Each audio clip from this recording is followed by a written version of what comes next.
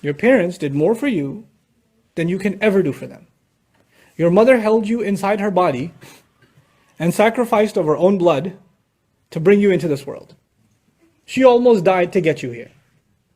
Your father provided for you at a time where you couldn't even feed yourself.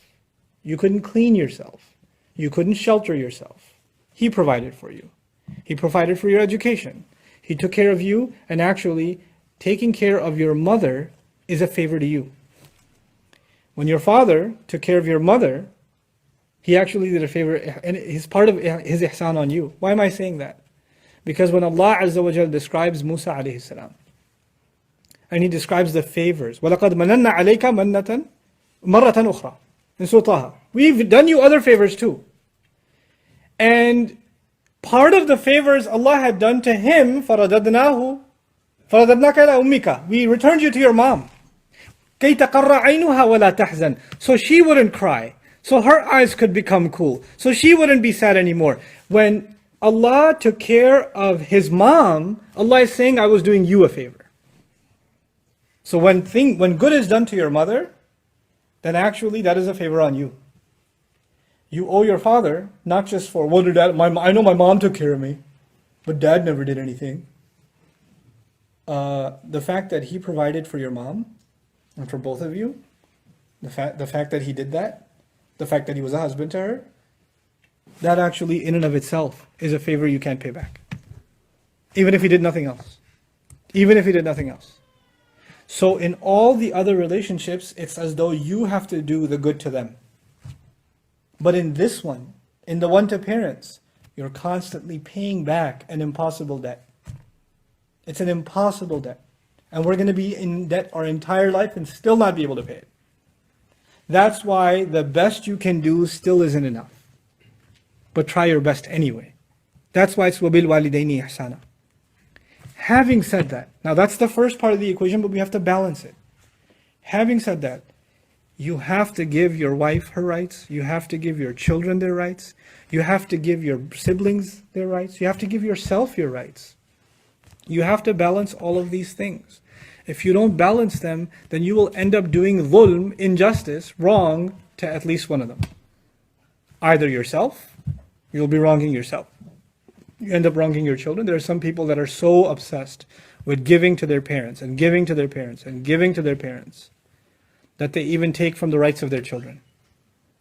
And sometimes there are parents who ask and ask and ask and ask, and they take more than their right. When they use the ayah of Quran and say, well, no matter how much you do for me is never enough, so give me everything. Give me everything. And they'll use the ayah on you. Ihsan to them comes from Allah. It's not defined by them. Please understand this delicate point. What you should do for your parents is not defined by them. It's defined by you and Allah. If they're asking you to sacrifice the well-being of the people in your care, if they're asking you, for example, some parents ask the husband to punish the wife, to not talk to her anymore. Some parents ask the husband to not allow some basic rights in the family. You can't do that. You can't allow that. When you married a woman, you took her in your care and you promised to be her wali. You promised to protect her. You took the place that her father used to have. Her father would protect her no matter what. And you signed a nikah. أَخَذْنَا مِنْكُمْ مِيثَاقًا غَلِيظًا. You took a heavy contract from them. And now they're under your care. So I don't care what your mom told you or what your dad told you. You can't do wrong by your wife. But the flip is also true. You can't listen to your spouse and do wrong by your parents. Let me tell you what that means, gentlemen, myself included. You're going to live a life in which somebody's going to be unhappy with you.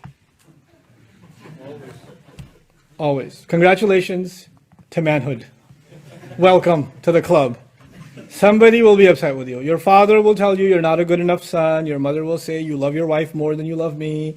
Your wife will say you don't really love me, you just love your parents, I'm nothing to you. Your children will say you're always with grandparents, with grandpa and grandma, you don't care about us. Your parents will say you care more about your kids and your family, you've forgotten about us, we're just trash to you. Everybody's gonna think that you don't do anything. You're useless. And let me tell you, the only time they might appreciate you is at your janazah. He was so good to us. He was really good. You find parents, when their children are alive, and when they die, he was such a good son. He was perfect. He used to take so much care of me. As men, let me tell you something. Don't expect to live a life of appreciation. Just don't. Grow a thick skin. But then again, you're not angels. You're human beings. And when you are being pulled in every direction, and everybody is dissatisfied with you, and everybody's unhappy with you, then eventually something inside you will break. Eventually, you can't balance all of this. You just can't. You're going to have to learn to find the balance between two things. One, you get so angry and say, I can never make anyone happy anyway, so I stop trying. Forget everyone. The other extreme, you keep trying to make everyone happy, and the only one miserable left is who? Yourself. You're miserable. And when you're miserable, you can't be good to anybody else. You're no longer going to be able to be a good father, a good husband, a good son. You can't do those things if you've lost yourself. You cannot. There are some times in our relationships that we are the abuser. The men are the abuser. We're the ones that are not giving the rights. And sometimes we are in relationships where the people that need from us, the people that depend on us, become abusive. They become abusive towards us. You have to draw that line of what your rights are. You have to be able to demand your rights. And at the same time, you have to make sure you're not an oppressor. We live in a society where it's almost assumed that if something goes wrong, it must be because men are messed up. Men are not always messed up. There are plenty of men messed up in the Quran. There are plenty of women messed up in the Quran. Human beings are messed up. Human beings have greed. Human beings want more. They're never satisfied. And you're in the middle of just relationships, each of whom want from you all the time. You're going to have to learn to draw the line, and you have to be able to go to sleep at night saying, I did justice. I didn't shortchange my wife. I didn't shortchange my children. I didn't take the rights away from my work. I didn't take the rights away from my parents. And with your parents, you have to practically, not idealistically, practically be able to say, I did the best I could. I did the best I could. I'm being realistic, not idealistic. Quran emphasizes the rights of parents, absolutely. Ibrahim alayhi salam leaves the home, yes or no? He leaves the home. He could just stay there and keep getting beat up. But he leaves the home. There are Sahaba who are put in impossible situations, like Sa'ad ibn Abi Waqqas. His mother says, I'm going to starve myself to death because you became Muslim. Like, I hate Islam. You converted. I can't take it. I'm going to starve myself. And she was a single mom. She raised him. And he's dying watching his mother not eat a morsel. But he can't leave Islam. He won't leave Islam. This is the kind of, sometimes the emotional torture and the psychological torture is far worse than any physical torture. And sometimes the people that torture us the worst are the people that are the closest to us, in ways that are not physical. You know, a physical abuse is easy to identify. Emotional, psychological abuse is hard to identify. My talk with you tonight is about two things. One, do a good, deep inspection of yourself. Are you a criminal? Are you doing abuse? And number two, equally important, are you the one being abused? Because if you're the one being abused, a lot depends on you. And if you're the one being abused, you're going to break. And when you break, you're not going to be able to do what you're supposed to do. You're not going to be able to maintain. Don't worry about making people happy. You can't. رِضَى النَّاسِ غَايَةٌ لَا تُدْرَكْ. Making people happy is a canyon. There's no bottom to it. You have to be able to make Allah happy. You have to be able to tell yourself in all consciousness that you did not. You can stand in front of Allah if you die right now. You can stand in front of Allah and say, Ya Allah, I did not take her rights, his rights, their rights. I didn't do wrong by them. I did right by them. I know they don't feel that way, but you know and I know what I did. That's ihsan. Ihsan is about your own conscience. Because if you go by people's standards, you are worthless no matter what you do. no matter what you do. Our parents, for example, from different cultures, they have this thing, no matter how well you do, you could be the head of, cardiac surgery at a hospital, you're the most successful of their children, and they look at you and say, I expected so much more. Everybody else looks up to you, but your parents are like, why are you such a loser? Why are you such a disappointment? You're just not good enough. That's okay. You're not good enough for them, maybe. And maybe you're not good enough for your wife. She talks down to you all the time. She makes you feel like garbage all the time. Maybe your children make you feel bad. Maybe that's the case. I don't know. But know one thing. You have to do right by Allah. That's it.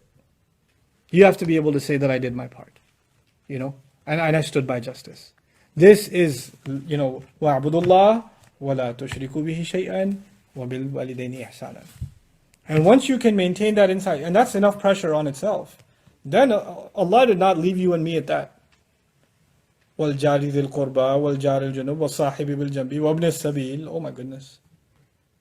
So there's the close relatives on top of that.